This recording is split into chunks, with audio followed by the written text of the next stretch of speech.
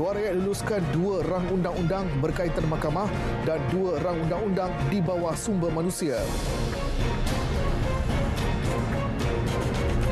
Kerajaan tidak sembunyi isu penyelewengan dana penjana kerjaya.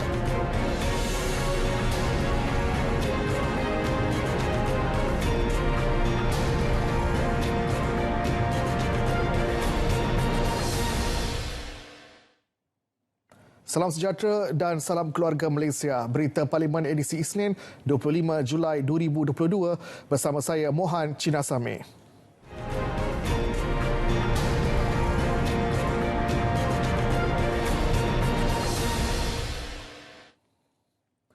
Bidan Rang Undang-Undang RU Sistem Insurans Pekerjaan 2022 diluluskan di Dewan Rakyat. Pada sesi penggulungan, Menteri Sumber Manusia Datuk Seri M. Sarawana berkata kerajaan tidak melindungi atau menyembunyikan mana-mana pihak dalam isu penyelewengan dana program insentif pengambilan pekerja penjana kerjaya. Pihaknya melalui Pertubuhan Keselamatan Sosial Perkeso membuat siasatan secara telus. Kebetulannya, Kementerian Sumber Manusia melalui agensi Perkiso telah menggunakan forensic investigation dengan izin. We investigated, bukan kita gunakan orang luar mengenal pasti. Yang mengenal pasti ada penyelewengan adalah Perkiso sendiri setelah mengadakan satu siasatan dalaman. Kita yang melaporkan kepada pihak SPRM untuk bantu kita. Sekiranya saya nak mempertahankan mana-mana individu, tak kira sama ada orang politik atau tidak, kita tak akan lapor kepada SPRM. Ini kita yang secara volunteer lapor kepada SPRM supaya mengambil tindakan tanpa mengira ideologi politik. Tak kira dari mereka daripada syarikat tu berada kepentingan dengan parti-parti politik atau tidak. Hanya 66 daripada 45,379 syarikat yang menyertai penjana kerjaya terlibat penyelewengan, malah hasil siasatan Suruhanjaya Pencegahan Rasuah Malaysia SPRM akan didedahkan sebaik selesai. Turut dinafikan wujud ketirisan dan penyalahgunaan dana peruntukan geran pembangunan bagi Akta 800. Ada ketirisan ataupun penyalahgunaan dana peruntukan geran pembangunan Akta 800 sebanyak 40.35 juta. Memandangkan syarat geran yang tersebut terbabit tidak dinyatakan daripada awal oleh unit perancangan ekonomi, memandangkan dana ini datang daripada unit perancangan ekonomi di Jabatan Perdana Menteri bagi tujuan pembayaran mengurus. Ketika menggulung perbahasan rang undang-undang Sistem Insurans Pekerjaan Pindaan 2022 di Dewan Rakyat, beliau memberi jaminan proses pemberian dana insentif program penjana kerjaya akan diperketatkan bagi mengelak isu tuntutan palsu dan penyelewengan berulang. Dewan Rakyat hari ini turut meluluskan RU Keselamatan Sosial Suri Rumah 2022 yang diharap dapat menjamin kesejahteraan sosial suri rumah, keluarga dan masyarakat menerusi skim Keselamatan Sosial Suri Rumah SKSSR yang bakal diwujudkan. Timbalan Menteri Sumber Manusia Datuk Awang Hashim ketika sesi penggulungan memaklumkan penetapan umur 55 tahun untuk melayakkan suri rumah mendapat perlindungan SKSSR adalah untuk tujuan penyelarasan. Ia merujuk kepada caruman program insentif suri iSuri Kumpulan Wang Simpanan Pekerja KWSP. Dibangkitkan juga berkenaan dengan umur 55 tahun. Pembayaran kenapa tidak kepada 60 tahun. Umur 55 tahun dipilih sebagai liputan perlindungan dan bukannya umur 60 tahun adalah supaya skim ini diselaraskan dengan program iSuri KWSP.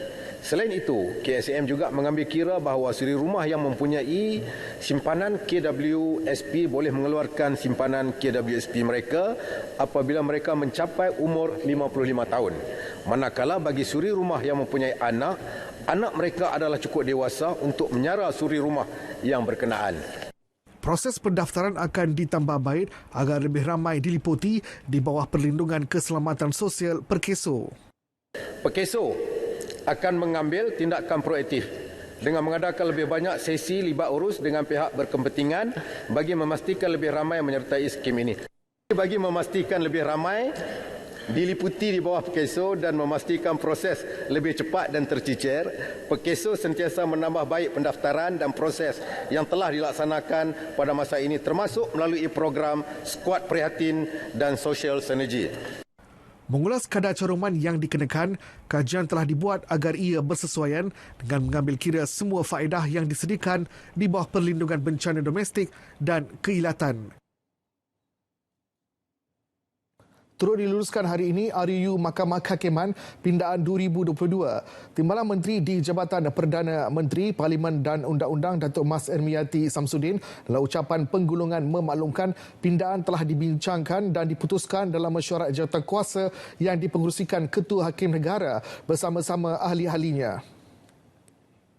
Kalau kita penggunaan kertas dan juga dawat cetak adalah RM2.2 juta yang dapat kita jimatkan apabila kita menggunakan bebas kertas ini. Pindaan ini telah pun dibincangkan dan diputuskan dalam mesyuarat jawatankuasa kaedah-kaedah yang sebagaimana saya nyatakan awal tadi yang dipengerusikan oleh Ketua Hakim Negara, manakala ahli-ahlinya adalah terdiri daripada Presiden Mahkamah Rayuan, Hakim Besar Malaya, Hakim Besar Sabah dan Sarawak, Hakim Mahkamah Persekutuan, Hakim Mahkamah Rayuan, Hakim Mahkamah Tinggi, Wakil Peguam Negara, Hakim Kanan Mahkamah Session, Presiden Bar Kaunsil Malaysia, Presiden Persatuan Peguam Bela Sabah dan Presiden Peguam Bela Sarawak sejak daripada tahun 2019. Cadangan pindaan Akta Mahkamah Kehakiman 1964, Akta 91 melibatkan dua perkara, iaitu menghadkan rayuan untuk kes-kes interlokutori sivil dan penyediaan dokumen dan rekod rayuan bebas kertas dalam prosiding perbicaraan rayuan jenayah. RUU Kanun Tata Cara Jenayah Pindaan 2022 diluluskan Dewan Rakyat selepas bacaan kali kedua. Ia diluluskan selepas dibahas 8 ahli parlimen. Datuk Mas Ermiati dalam ucapan penggulungan berkata, pindaan dibuat susulan daripada pindaan RUU Mahkamah Kehakiman Pindaan 2022 yang melibatkan penyediaan dokumen dan rekod rayuan bebas kertas dalam prosiding perbicaraan rayuan jenayah. Jelas beliau, pindaan bertujuan memperluas cara penyampaian sesuatu salinan bertanda tangan, alasan keputusan dengan menghantar salinan itu ke alamat elektronik perayu atau peguam perayu sebagai tambahan kepada amalan sedia ada. Sebelum itu, dalam sesi perbahasan pindaan RUU Sistem Insurans Pekerjaan, pembahas meyakini pindaan mampu memberi manfaat kepada golongan yang terlibat. Ini kerana melalui pindaan tersebut, shilling gaji untuk caruman akan meningkat daripada RM4,000 kepada RM5,000 di bawah Akta 800. Ahli Parlimen Pontian Datuk Ahmad Mazlan berkata, ia secara tidak langsung berupaya menambah baik perlindungan keselamatan sosial perkeso, khususnya dengan peningkatan faedah-faedah termasuk elon mencari pekerjaan dan elon bekerja semula.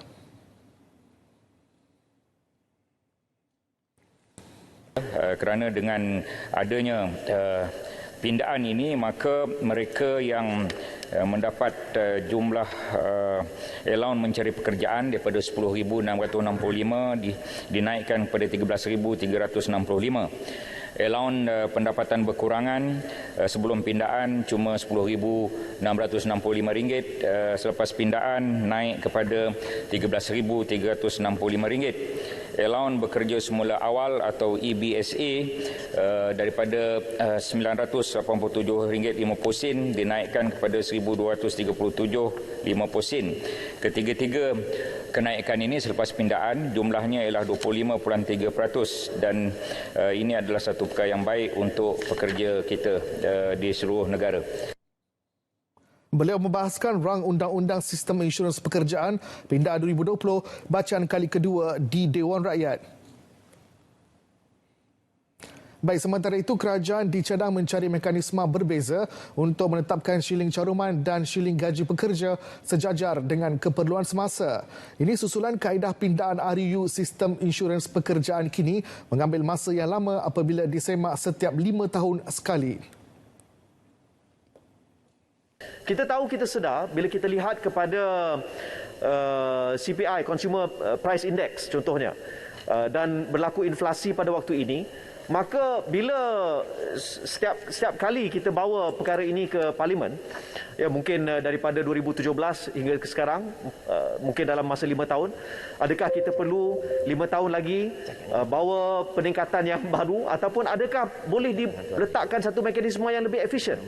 Ya, sama ada kita letakkan ceiling yang lebih tinggi, ataupun pada kuasa menteri perlu dipertimbangkan oleh satu jawatan kuasa yang lain, ataupun majlis yang bersesuaian.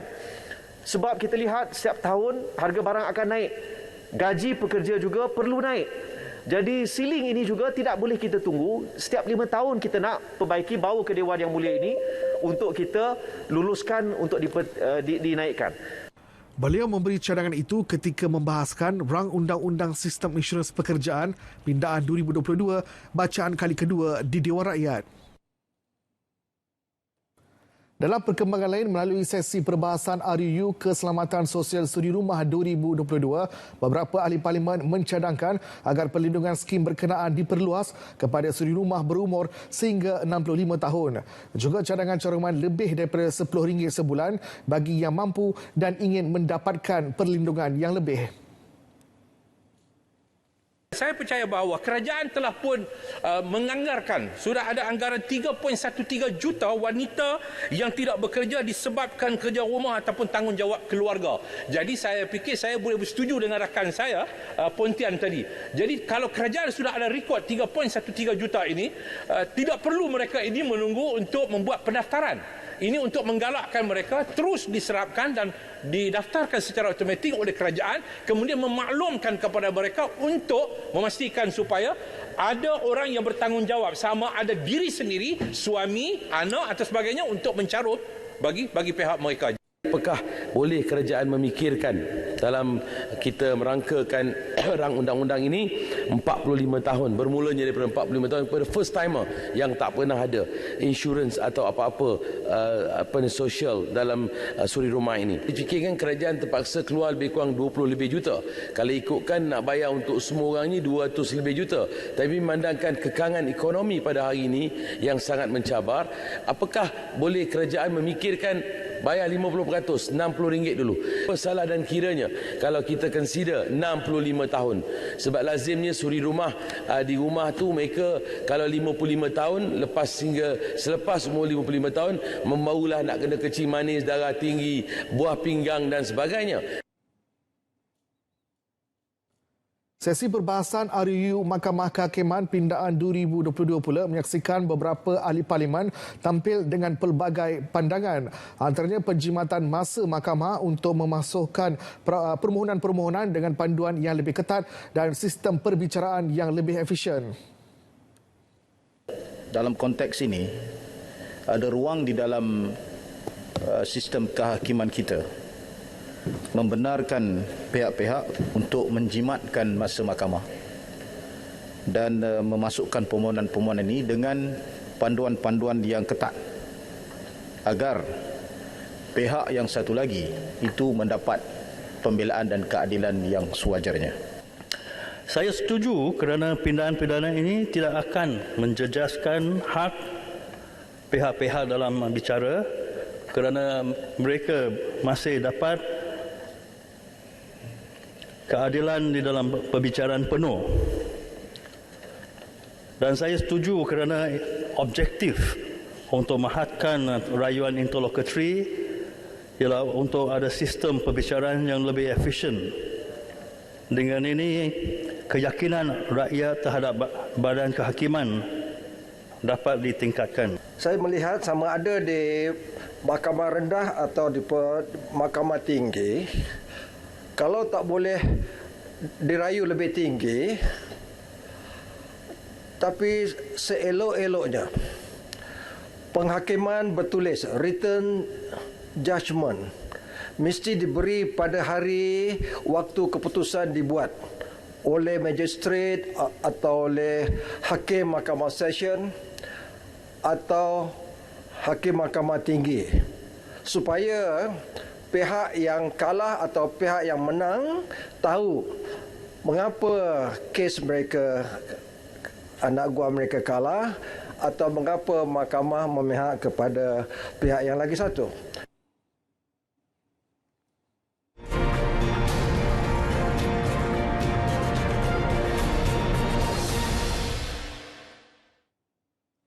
Baik, masalah ketirisan minyak masak bersubsidi ke luar negara dijangka diatasi dalam tempoh terdekat melalui audit forensik yang sedang dilaksanakan terhadap syarikat bungkus minyak masak bersubsidi. Keyakinan itu dinyatakan Timbalan Menteri Perdagangan Dalam Negeri dan Hal Ehwal Pengguna Dato' Rasul Wahid. Sehingga kini 14 syarikat dikenakan tindakan penarikan lesen kerana menyeleweng minyak masak ke negara jiran. Berkaitan dengan penguatkuasaan dan kebocoran ini, kita mempertingkatkan lagi penguatkuasaan dan juga intipan dan juga sistem audit di semua syarikat-syarikat yang telah diberi kebenaran untuk membungkus minyak ini untuk pastikan tidak ada kebocoran. Kebocoran tersebut disebabkan antaranya dikesan ada daripada repacker kepada luar negara dan ada juga daripada pemborong kepada luar negara. Jadi dengan sistem audit yang terbuat ini, kita akan dapat lihat di mana berlaku kebocoran tersebut dan insya-Allah ianya akan dapat kita atasi dalam masa terdekat. Kerajaan juga katanya akan menilai peranan syarikat berkaitan kerajaan GLC sebagai syarikat pembungkusan minyak masak bagi mengatasi masalah ketirisan minyak masak bersubsidi ke luar negara. 100 kes kesalahan menyeleweng bekalan minyak masak bersubsidi dikesan sepanjang pelaksanaan OPS ATM dan OPS anti sorok di seluruh negara sejak 1 Julai sehingga semalam. Berdasarkan 117 aduan, sebanyak 2.2 juta ringgit nilai rampasan direkodkan melibatkan pemeriksaan minyak masak. Bagi program penentuan harga maksimum ayam dan telur ayam sepanjang tempoh 5 Februari hingga 24 Julai lepas, sejumlah 1,464 kes dikesan hasil 97,707 pemeriksaan. Dan untuk ayam dan telur, kerana ayam telah tentukan harga maksimumnya RM9.40 1 kilo, bermula 1 Julai hingga 24 Julai, sebanyak 10,302 premis telah diperiksa, telah menghasilkan sebanyak 157 kes dan nilai rampasan sehingga kini ialah RM22,677. Ahli Dewan turut memaklumkan sehingga pertengahan tahun ini sebanyak 1,540 notis di bawah Seksyen 21 Akta Kawalan Harga dan Anti Pencatutan 2011 telah dikeluarkan. Daripada angka itu, 48 kes direkodkan melibatkan peniaga dan syarikat yang didapati mencatut penjualan barang. Produk kosmetik dan ubat-ubatan yang mengandungi bahan berbahaya kepada kesihatan pengguna akan diarah ditarik balik dari pasaran dalam tempoh 24 jam. Manakala bagi produk yang mendatangkan risiko kecil atau produk yang tidak mencapai standard kualiti yang ditetapkan, ia perlu ditarik balik dari pasaran dalam tempoh 72 jam. Dan Kementerian Kesihatan telah menyerbu 443 premis perniagaan produk kosmetik tidak bernotifikasi. Ini melibatkan nilai rampasan lebih 4.3 juta ringgit berdasarkan 86 aduan yang diterima sejak 2021 sehingga Jun lepas.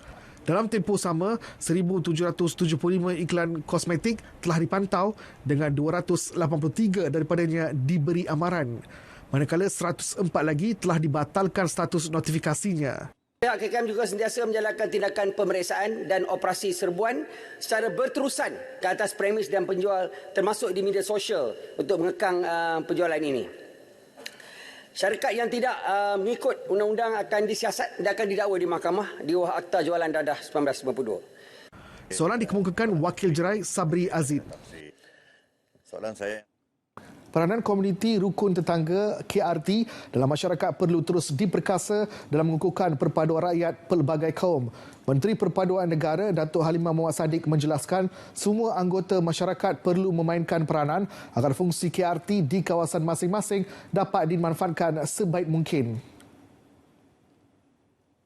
Ahli-ahli jawatan kuasa KRT ni bila komuniti buat pelantikan kepada fungsi KRT, ahli-ahli jawatan kuasanya itu perlu terdiri daripada pelbagai kaum.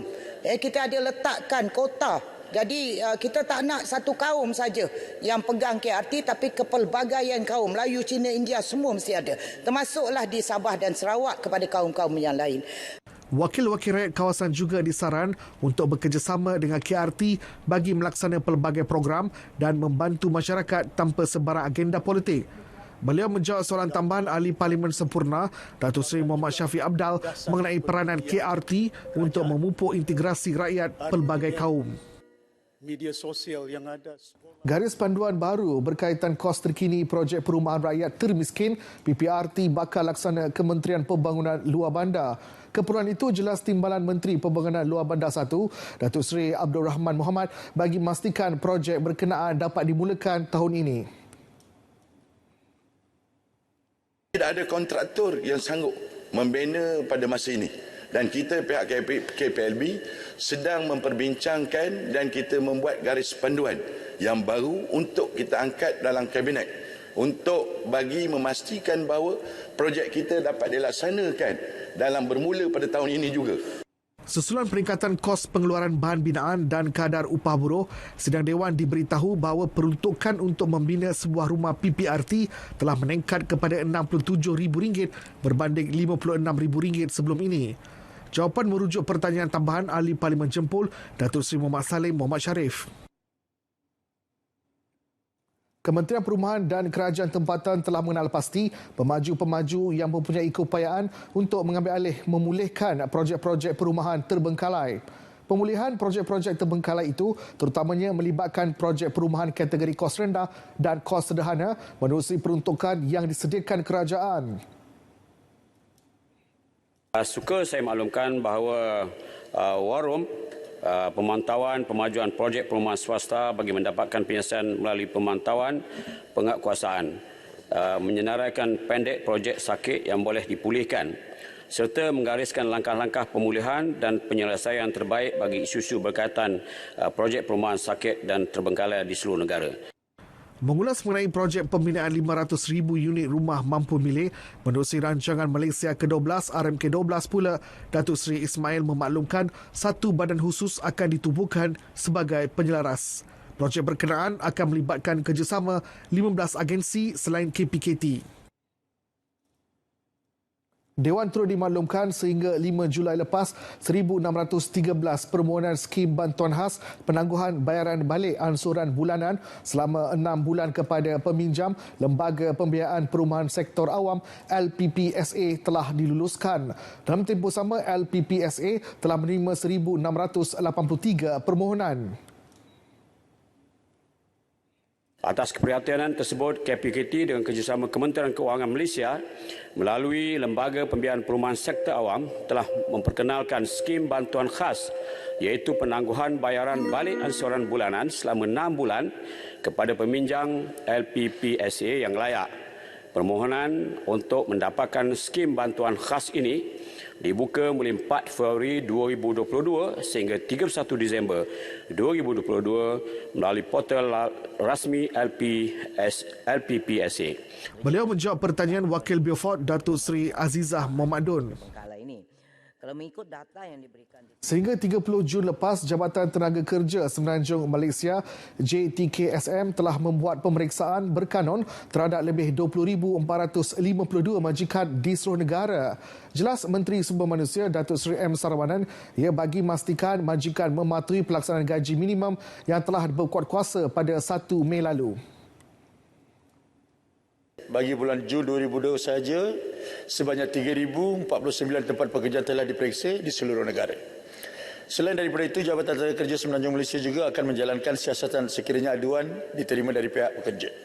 Pada bulan Jun, Tenaga Kerja Semenanjung Malaysia telah menerima sebanyak 157 aduan berkaitan dengan pelaksanaan perintah gaji minimum dan hasil siasatan mendapati 118 majikan tidak mematuhi perintah tersebut. Nasihat telah diberikan kepada majikan untuk mematuhinya. Sekiranya gagal, tindakan perundangan akan diambil ke atas mereka. Beliau menjawab pertanyaan daripada Ahli Parlimen Parit Buntar, Datuk Seri Dr. Mujahid Yusof Rawa. Namun begitu, sehingga kini masih tiada majikan yang didakwa kerana tidak mematuhi perintah gaji minimum. Baik, sejak 2006, 1,600 bot nelayan asing ditahan pihak Agensi Penguatkuasaan Maritim Malaysia APMM. Daripada jumlah itu, bot dari Vietnam mencatatkan angka tertinggi yang ditahan iaitu 1,057 bot. Timbalan Menteri Dalam Negeri 2, Dato' Jonathan Yassin memaklumkan jumlah itu merangkumi 66% dari keseluruhan angka tangkapan bot nelayan asing yang direkodkan. Pihak APMM sentiasa komited dalam memantau kawasan titik panas atau hotspot yang telah dikenal pasti dan akan terus menguatkuasakan undang-undang semasa sekiranya negara terlibat masih meneruskan aktiviti mereka di kawasan perairan negara, utamanya dalam zon ekonomi eksklusif atau EEZ. Ketika menjawab soalan Wakil Bacok Nik Muhammad Abduh, beliau menjelaskan pelbagai inisiatif telah dilakukan bagi memastikan perairan negara bebas dari pencerobohan bot nelayan asing. Antaranya termasuk memantapkan rondaan harian APMM, mengoptimumkan penggunaan aset laut dan udara APMM untuk tujuan pemantauan dan mengadakan kerjasama dengan komuniti maritim setempat. Bantuan yang disalur Yayasan Kebajikan Atlet Kebangsaan YAKIP bukan hanya bersifat jangka pendek, malah untuk jangka panjang. Timbalan Menteri Belia dan Sukan Datuk Seri T. Liangke berkata, kemahiran melalui pelaksanaan kursus dan latihan yang dilaksanakan termasuk bantuan asas peralatan perniagaan mampu membantu bekas atlet untuk berdikari serta menjana sumber pendapatan baru. Untuk melayakkan bekas atlet mendapatkan semua bantuan dan kemudahan tersebut, mereka hanya perlu berdaftar secara percuma sebagai ahli YAKIP.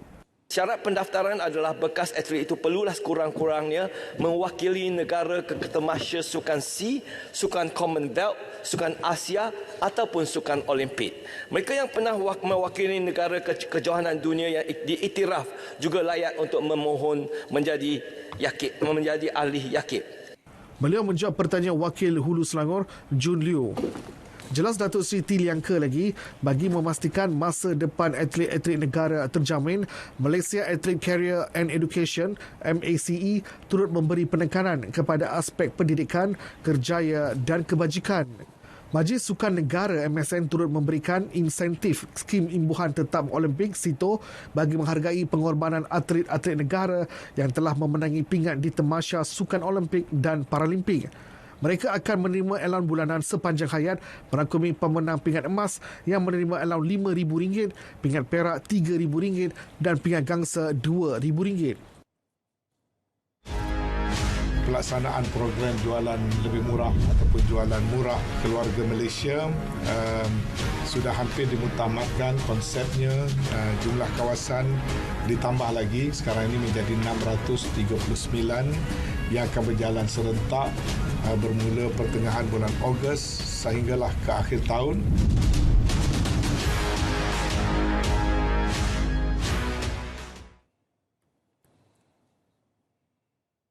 Baik, berita Parlimen 25 Julai 2022 berakhir di sini. Saya Mohan Chinasami, salam hormat dan salam keluarga Malaysia.